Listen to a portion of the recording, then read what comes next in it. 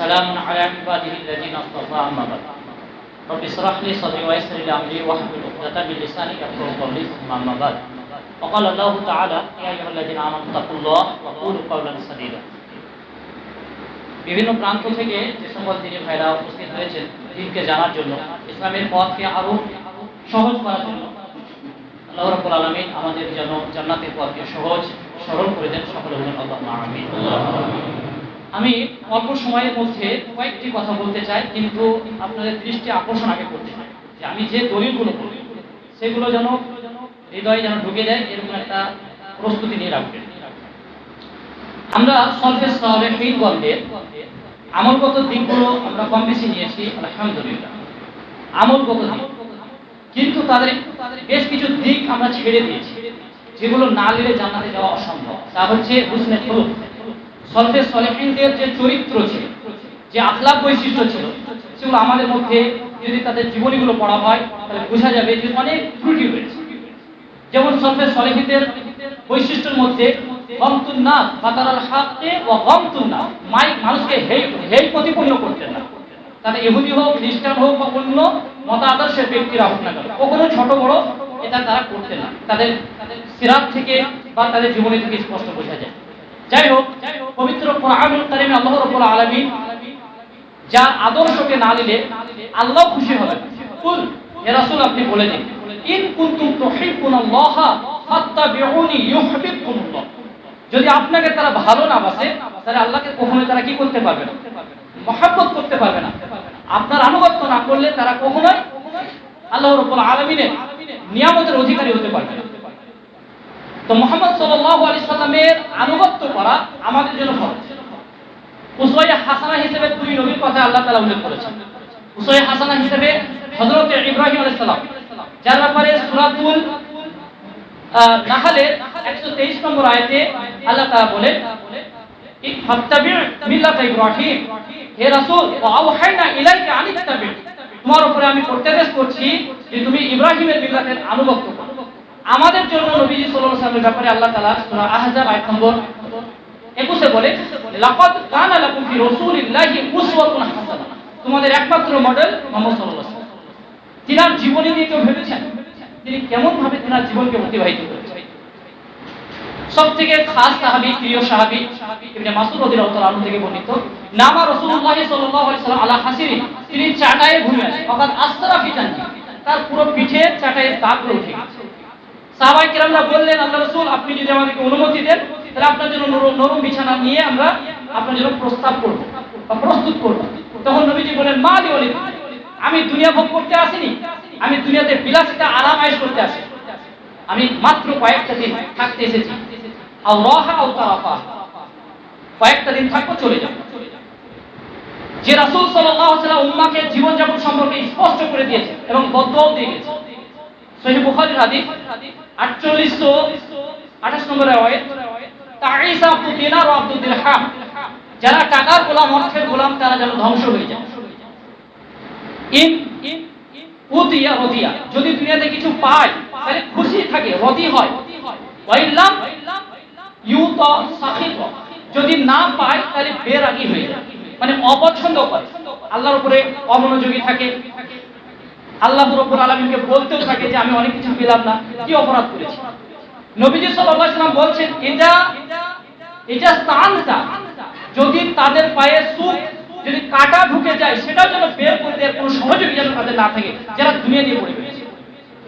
মহান রব্বুল আলামিন সূরাতুল আনকাবুত আয়াত নম্বর 64 তে বলেন, এই আয়াতটি অনেক জায়গায় এসেছে, আনকাবুতের আয়াতটি বলছি, ওমাল হায়াতুদ দুনিয়া ইল্লা লাইবা, তোমাদের জেনে রাখো যে এই জীবনটা হচ্ছে তোমাদের খেলাধুলার জায়গা।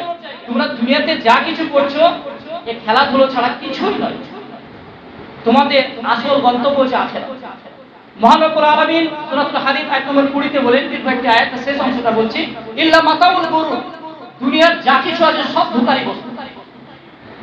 সূরা ফজরের 20 নম্বর আয়াত এবং সূরা মুলকের 20 নম্বর আয়াত, সূরা মুলকের 20 নম্বর আয়াতে আল্লাহ বলছেন, ইনিল কাফিরুনা ইল্লা ফি গুরুর, নিশ্চয়ই কাফেররা এই দুনিয়ার সামগ্রীকে ধোঁকায় পড়ে গেছে।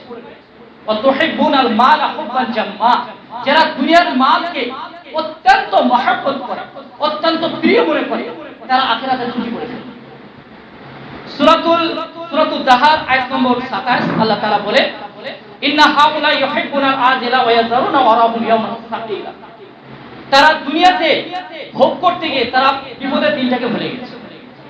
যেদিন ইয়া নাফসি করবো আমরা, নবীজি বলেছেন মানুষের সেদিন মুখ বরাবর ভাব হবে।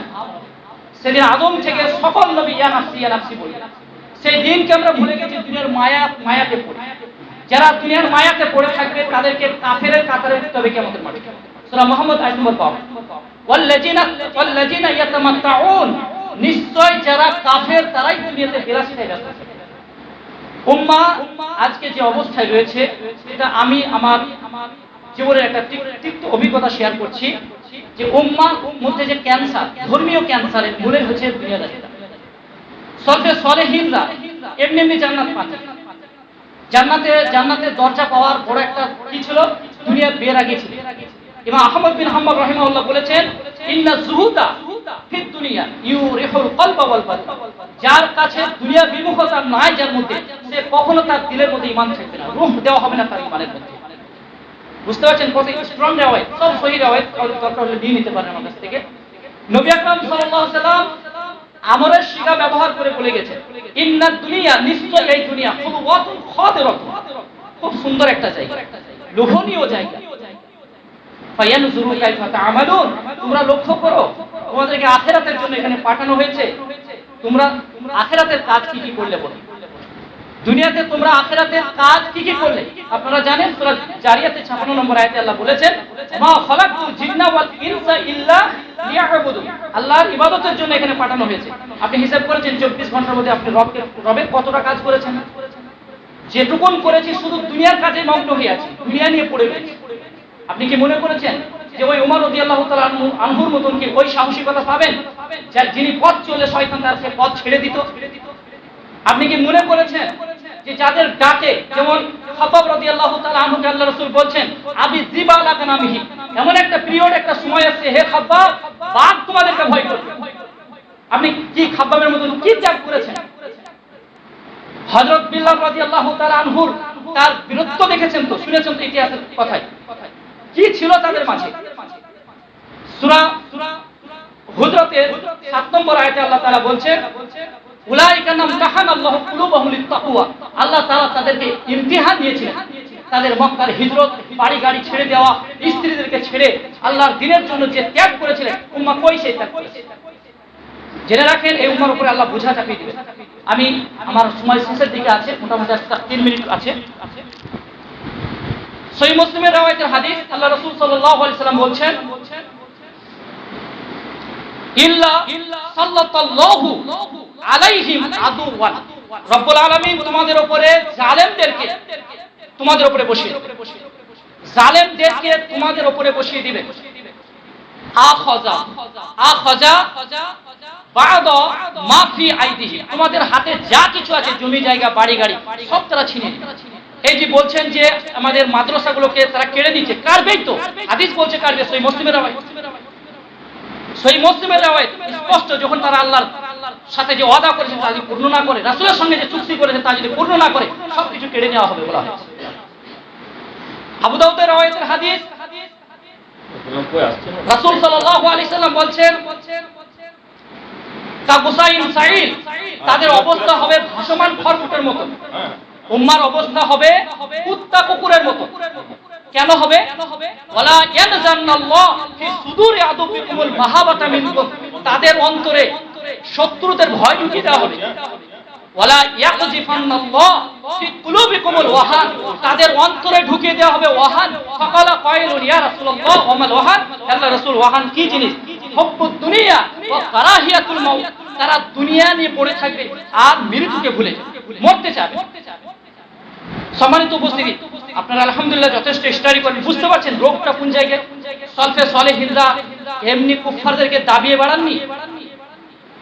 সলফে সালেহিনদের ইতিহাস গোল্ডেন পিরিয়ড, খেলাফত তাদের মধ্যে এমনি ছিল না। বিশেষ করে আমি বলবো যে নূরের 55 নম্বর আয়াত পড়বেন। বেশিরভাগ মুফাসসিরিনে কিরাম বলেছেন খেলাফত চলে গেছে যেদিন মুসলিমদের মধ্যে বিলাসিতা ঢুকে গেছে, যেদিন আলেম ওলামাদের মধ্যে এক অপরকে যখন অ্যাটাক করা হয়, কুফরি ফতোয়া দেওয়া হয়, কাউকে খাওয়ারিজ বলা হয়, অথচ তার মধ্যে খাওয়ারিজের কোনো বৈশিষ্ট্য নাই। এইগুলো যখন উম্মার মাঝে ঢুকে গেছে, সেই দিন থেকে রব্বুল আলামিন তাদেরকে মতভেদের মধ্যে ফেলে দিয়েছে।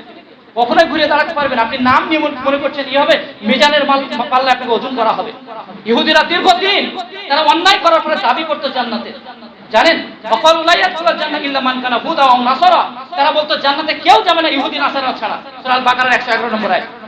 কিন্তু তারা জান্নাতের কোন কাজও করে না, শুধু দাবি করতো। আপনি হিসাব করেন যে আমি সালাফি বললেই যেতে পারবো না, সবচেয়ে সলেহীনগণ আমাদের মাঝে যা কিতাব ছেড়ে গেছে, তাদের যে আদর্শ ছেড়ে গেছে, আমরা সেটা কতটা নিয়েছি বলি, কতটা নিয়েছি। যাই হোক, পেছনে মহাপ্রতারক শয়তানের কাজ রয়েছে। হাসরের মাঠে যখন পুলসিরাতের মাঠে আপনাকে চলতে বলা হবে, কোনো আলো থাকবে না, কোনো জ্যোতি থাকবে না, সূক্ষ্ম রাস্তায় আপনাকে চলতে বলা হবে। মুমিনরা নূরের সাহায্যে চলে যাবে। সেদিন মুমিনরা বলবেন ওয়ারাকুম কিল আরজিউ ওয়ারাকুম, তোমরা দুনিয়াতে ফিরে যাও, ফালতামিসু নূরা, সেখান থেকে তোমরা আলো সংগ্রহ করে আনো। আর সেদিন আলো ছাড়া পুলসিরাতের মাঠ কেউ পার করতে পারবে না। সেদিন মুমিনরা বলবেন, মুনাফিকরা বলবেন যে ইউনাদুনাহুম আলাম নাকুম মাকুম, আলাম নাকুম মাকুম, আমরা কি তোমাদের সাথে থাকতাম না? মুনাফিকরা বলবে।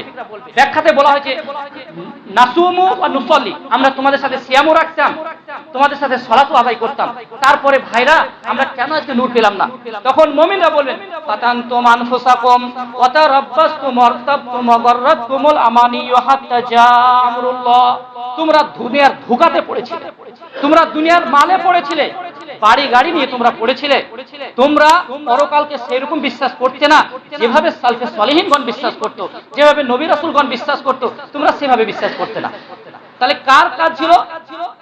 গুরুর, মহাপ্রতারকের কাজ ছিল। প্রত্যেকের কাছে শয়তান আছে, ব্যক্তিগত শয়তান। সে আমাদেরকে অবশ্যই দুনিয়াদারি বানাতে চায় এবং দুনিয়াদারি বানিয়ে আমাদেরকে পরকাল থেকে সরিয়ে দিতে চায়, জান্নাতের বাড়ি ভুলিয়ে দিতে চায়। তাই বলতে চাই আল্লাহ রাব্বুল আলামিন আমাদেরকে যেন পরকালকে স্মরণ করার তৌফিক দান করেন, জান্নাতের বাড়িকে যেন আমরা বারবার ইয়াদ করতে পারি, কবরকে ইয়াদ করতে পারি। আল্লাহ তুমি সেই তৌফিক দান করুন, আমিন ইয়া রাব্বাল আলামিন। আসসালামু আলাইকুম ওয়া রাহমাতুল্লাহ।